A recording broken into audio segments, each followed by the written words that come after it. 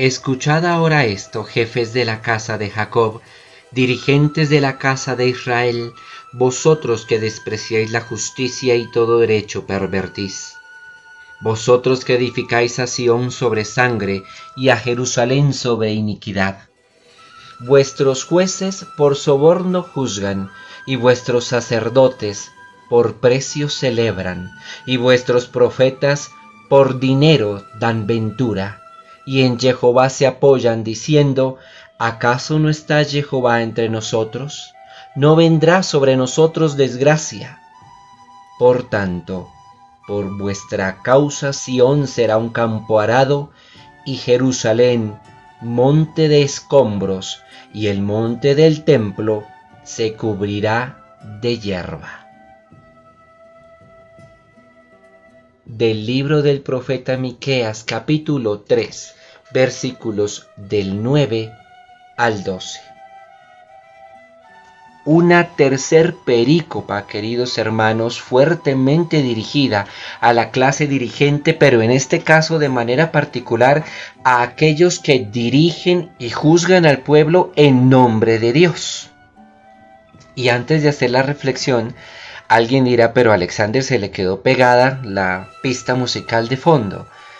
Y no es que se haya quedado pegada, es que a propósito la he seguido utilizando.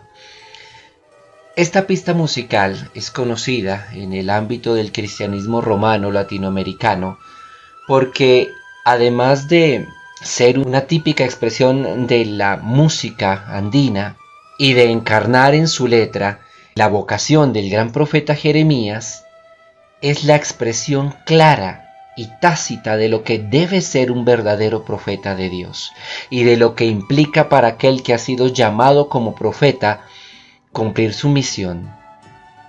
Tremenda tragedia de vida, pero al final gloria. Si alguien ha sido curioso, se habrá dado cuenta que siempre que utilizo esta pista musical, la utilizo porque el fragmento de la palabra de Dios que se reflexiona en ese audio, para los que reciben el audio por WhatsApp, o en el video para los que siguen los videos en YouTube, son fragmentos que nos conminan tremendamente a la denuncia de mentiras y a la proclamación de verdades. De manera que no es accidente sino intencional el uso de la pieza musical de fondo. De ahora en adelante, supongo, los que escuchen esta reflexión del día de hoy entenderán siempre que empiece la pista, aquí va a haber jalón de orejas. Cierro el paréntesis. Hermanos, acabamos de escuchar de parte de Dios por medio del profeta Miqueas, y aquí es cuando comprendemos por qué los expertos en Biblia se jalan de los cabellos cuando escuchan que alguien habla de profetas mayores y profetas menores. Ningún profeta es menor para Dios. Si es verdadero profeta de Dios, así predique solo una frase, es tan grande como los que prediquen más. Predica Miqueas contra aquellos que en nombre de Dios juzgan al pueblo, celebran el culto y profetizan.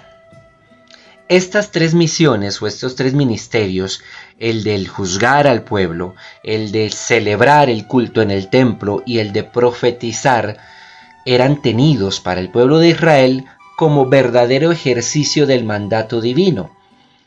Vamos a decirlo así, para el pueblo de Israel, por lo menos el veterotestamentario, la rama judicial no era una rama del poder público, era una rama de la expresión del gobierno divino.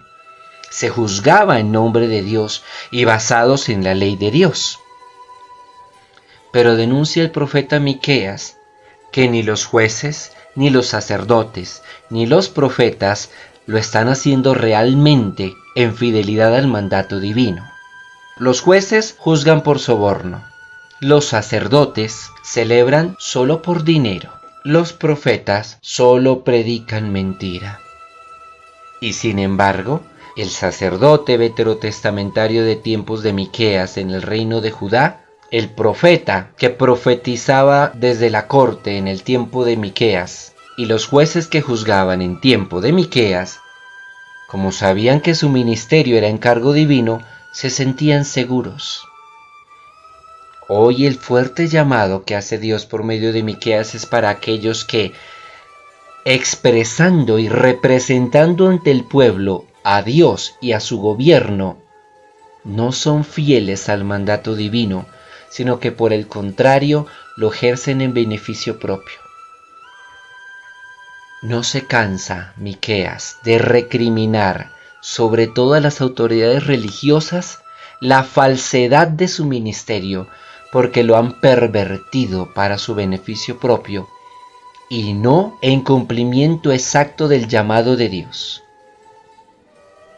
¿Acaso habrá alguna diferencia entre lo que sucedía en tiempos de Miqueas, principios del siglo VIII a.C., con lo que sucede hoy por hoy en el pueblo de Dios?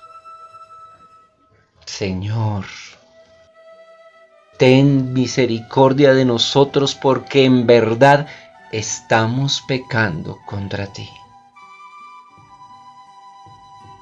Que el gloriosísimo nombre de Cristo sea pronunciado por sobre todos nosotros.